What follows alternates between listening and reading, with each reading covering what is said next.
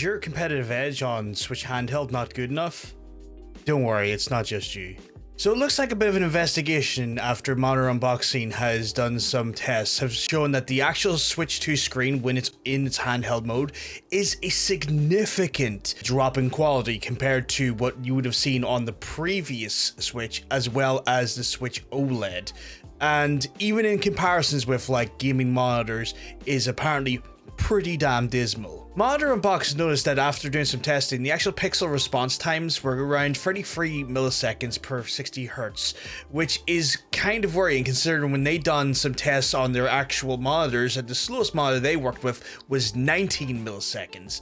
This shows to be a typically way slower speed compared to most PC screens, which to some extent you would be expecting because it's a dedicated bit of hardware that's doing all of the power and all of the processing in one versus a dedicated screen that's not necessarily offloading the same amount of overheads that the Switch 2 would do. The real concern comes here is that this is around 100 times slower than the previous Switch OLED model's screen response time, which was 0.3 milliseconds. And when you compare that was the original Switch to a Switch 2 and there's 100 times screen speed problem, well, I say problem, a slowdown, it does raise some questions. Is it really capable of being competitive inside its portable mode? So compared to the original actual LCD screen on the Switch, the previous console, this is around an additional 12 millisecond increase, as the previous Switch was around 21 milliseconds.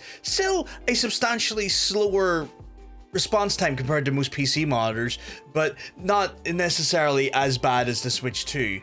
The reason why it's actually been cited for the actual increased latency on the screen as well just comes down to the fact that the Switch 2 itself is a bit of a more power-hungry machine compared to its previous iterations on the Switch 1, be it OLED or even the traditional LCD. Obviously, depending on what you do with your Switch, fundamentally comes down to if this is going to bother you or not.